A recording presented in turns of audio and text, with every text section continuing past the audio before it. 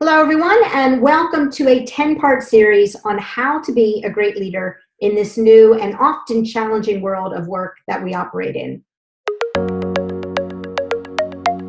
Workforce Excellence, involvedgroup.com.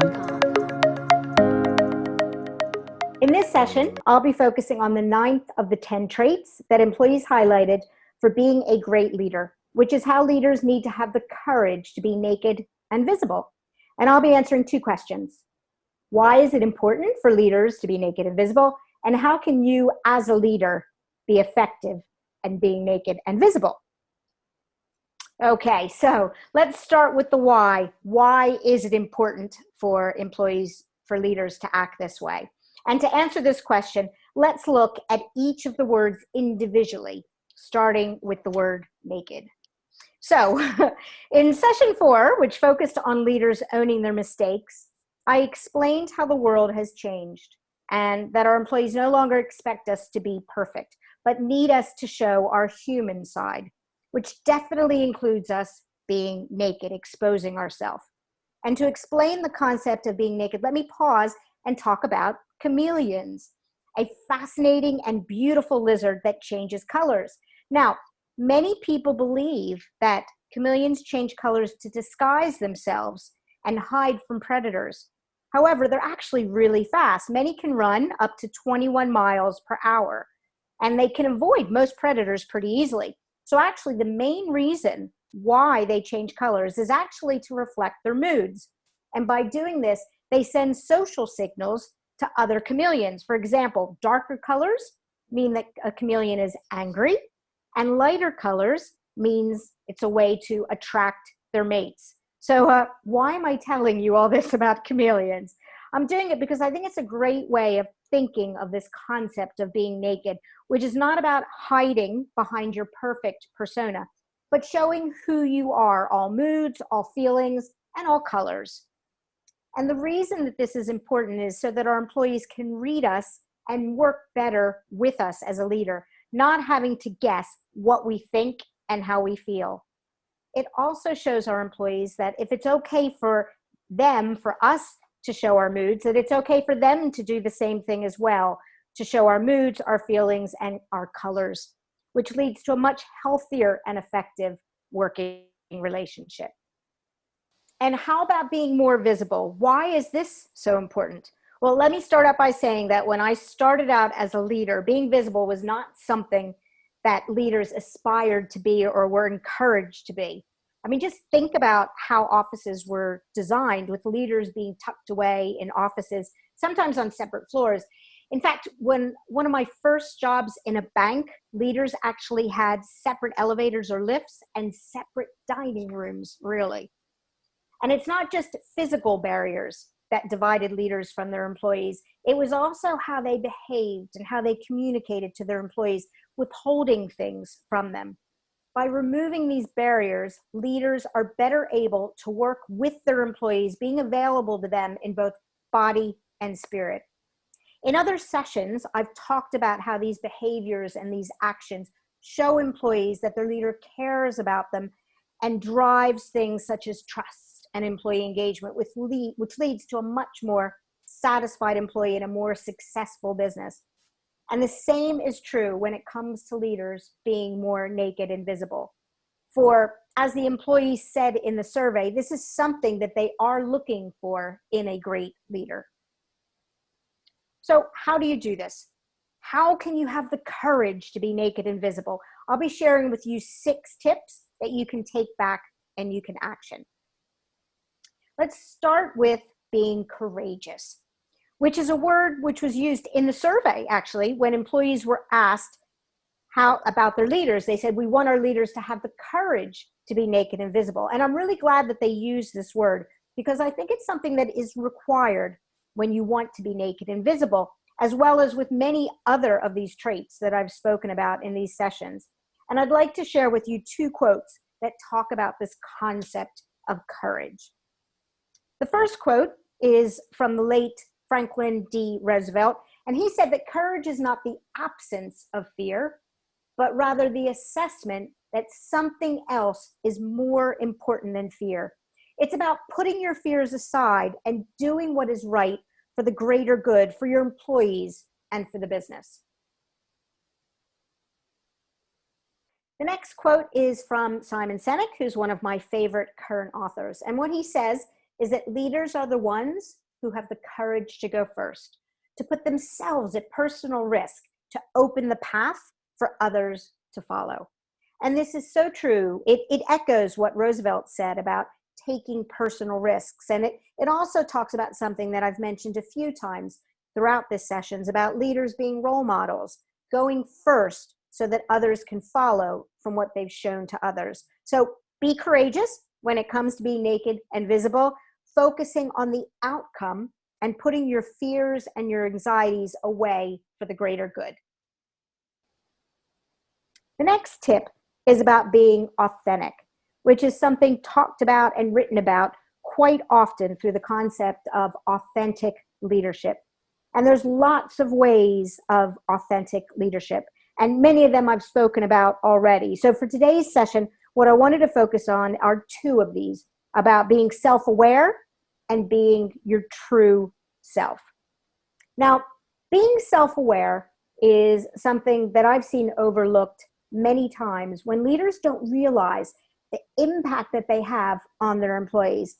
An example is something that happened to me years ago when my team told me that they actually had figured out whether I agreed with them by my body language in meetings. It was something about if I curled my hair down here, down low, it meant I agreed with them. If I curled my hair up higher, I disagreed with them. They had figured the whole thing out. And I think it was really interesting that they had figured this out. So it was a real lesson to me on being more self-aware of overt and subtle and unconscious behaviors and actions, as well as the more outgoing types of ones. And the other aspect of being authentic is to be your true self. True self. So too often, what I've seen leaders do is put on this facade, this mask, when they interact with their employees, thinking that this is what their employees want and this is what they need. And as our survey found, this is not true, because our employees want us to be our true selves, to be naked, showing up, as the expression goes, all warts and all.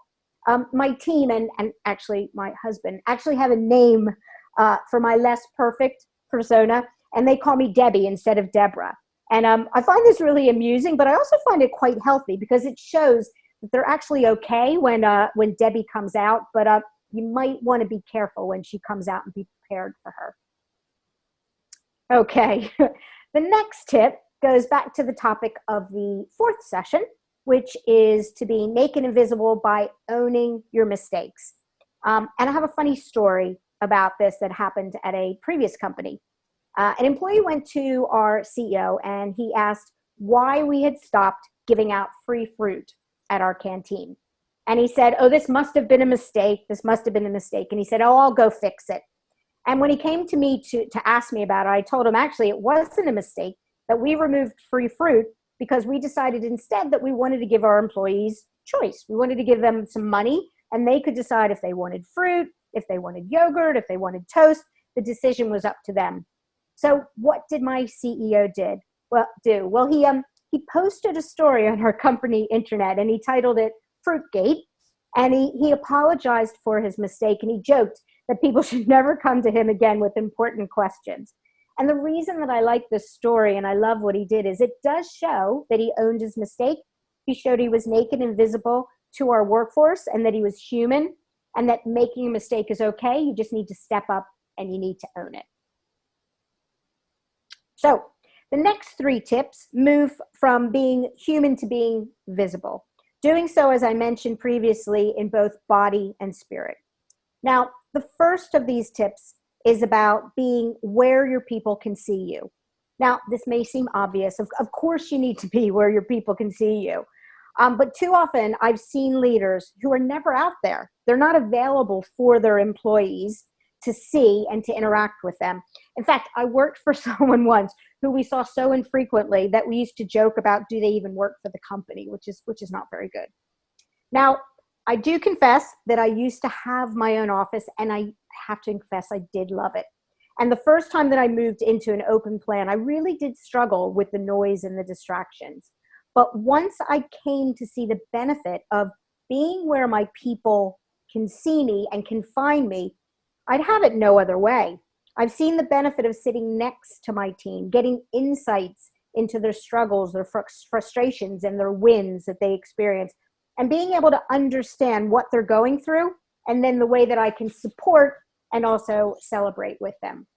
Now, I know that this doesn't work at all companies, this concept of open plan. It doesn't work for all people, and that's absolutely fine. What I'd like you to take away is this concept of whether you're in an office or open plan is getting out there and being there for your people, walking around, talking to your people. Because just because you sit in an open workspace doesn't mean that you're necessarily out there. I've seen leaders before with headphones on who don't interact with their employees. So find ways to remove the barriers and create stronger relationships by being where your employees can see you. So the next tip is to keep your calendar open, which again, probably seems really obvious, but I've seen it happen too often that employees just cannot get time with their leaders. Now, I know as leaders that you are very busy and you don't have a lot of time, but it's absolutely critical to save time for your employees, being visible and available for them. So whether you need to lock time in your calendar each week or schedule regular one-to-ones with them months in advance, whatever works best for you, just make sure that you do it. And remember that it may at the time seem time-consuming to do this, to have these conversations, but the more visible that you are, the more you can help your employees, the more productive they'll be, more engaged. So a short-term commitment will be a definite long-term win. Which leads me to my final tip, which is about helping your employees through visible communications.